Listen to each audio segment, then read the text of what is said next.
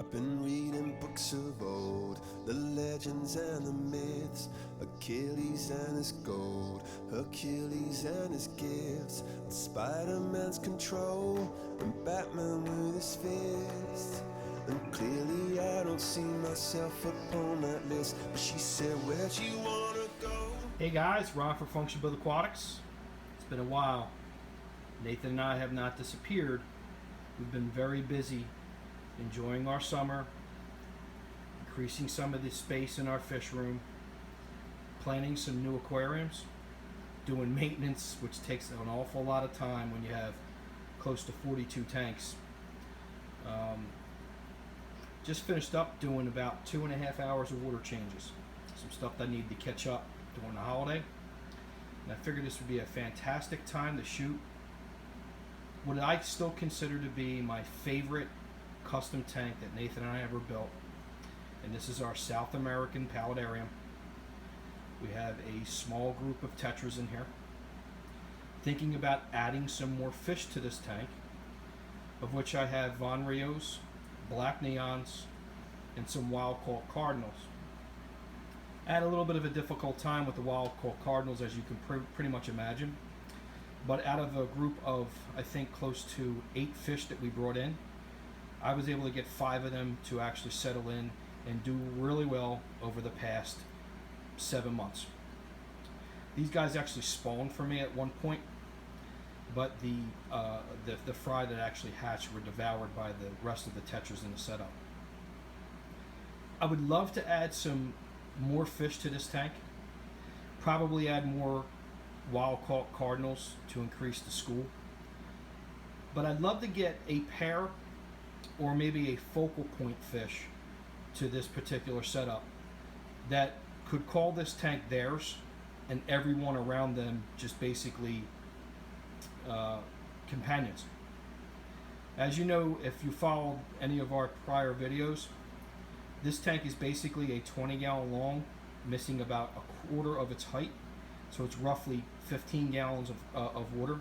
And after you add the sand, the formation, the rock, and the wood, it's probably close to about 12 gallons of actual water itself. This particular setup is now filtered by its own Eheim canister filter.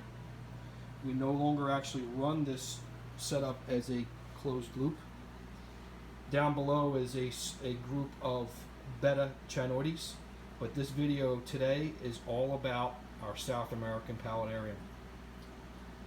As you know from other videos also, the lighting for this tank, the lighting for choice, is the Kessel. I'm a big fan of the actual Kessel, and this is the Kessel Amazon Sun. The Amazon Sun is fully adjustable,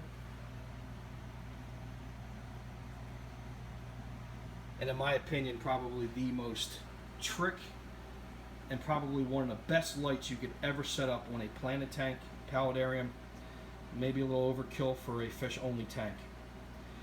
Now this particular tank has been running for over 3 years, and as you can tell by some of the grass growth on the exterior portion of the paludarium formation, its maturity is starting to show. That is actually dwarf Amazon, I believe Amazon sword, and I was able to get it to grow rather nicely on the clay ball formation. I'm pretty sure that it adds in the filtration along with all the other external plants that are in this tank. I just did I would say about maybe 35-40% water change on this tank right now. It has quite a bit of mulm buildup from all the years that it's been running.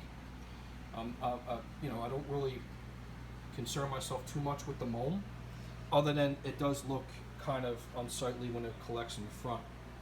The Eheim canister filter kicks up some flow, but I have it dialed back maybe about half its volume, just to get a nice slow trickle and not to create too much flow for the cardinals and the other neons and the other tetras in this tank, which actually do not like direct, constant flow.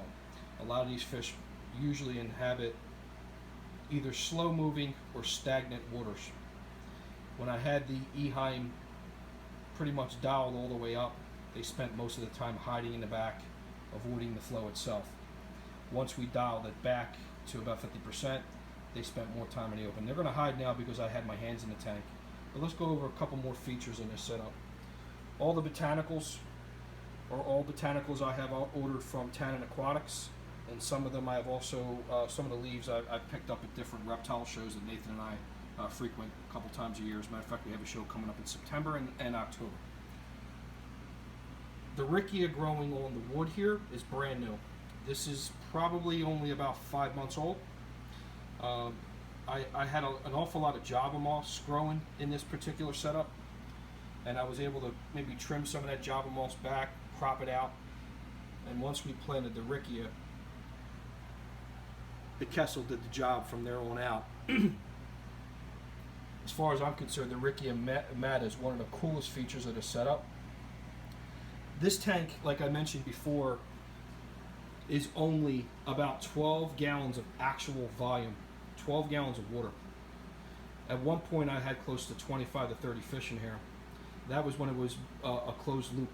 So in essence, it was probably close to about 25 gallons of water when it was a closed loop. But since the Eheim canister filter now is the only form of filtration, and the closed loop system is not sharing two tanks, I decided to actually take some of the fish, the black neons, out and just cut the herd back. That allows me to now, like I mentioned before, pick a pair of small focal point fish that are non-tetras, something along the lines of maybe some dwarf cichlids, something that could, like I said, basically consider this tank to be its own, with all the other inhabitants, just basically sharing its territory. But keeping in mind the fact that this tank only is about 30 inches long and roughly about 10-12 inches wide. So what basically the same dimensions of a 20-gallon long, like I mentioned, and missing a quarter of its height. These are custom cut tanks that I picked up from an aquarium shop that was going out of business.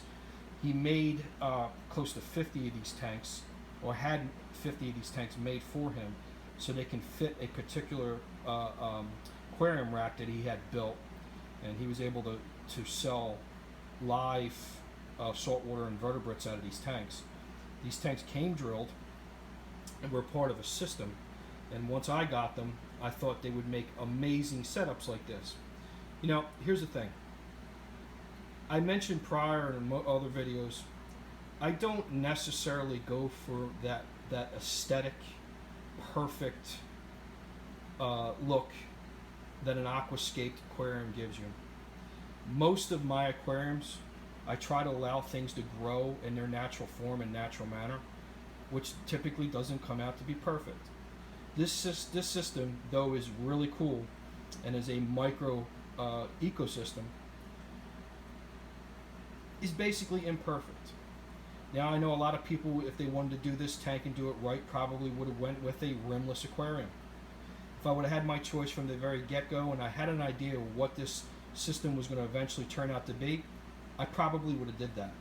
But I had quite a few of these tanks set up, quite a few of these tanks empty, and I wanted to set them up in a manner and do something different. At that time, Nathan and I were just really enjoying building paludariums with the Chinese mountain stream paludarium that I have in other videos in my archives on our YouTube channel.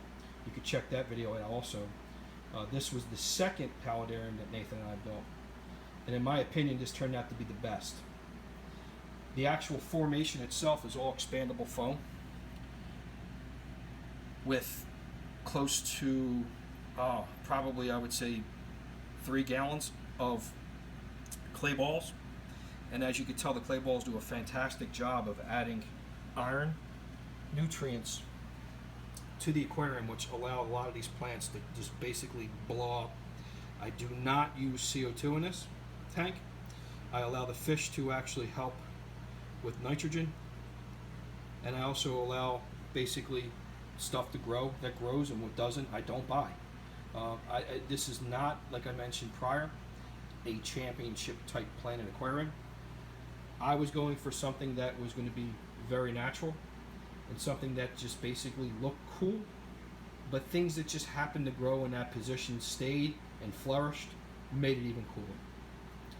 If you guys have any suggestions in regards to maybe a pair of really cool dwarf cichlids or something that will be able to stay in this type of aquarium, that's not going to want to run the tetras out of the tank, something that's going to be able to coexist with them.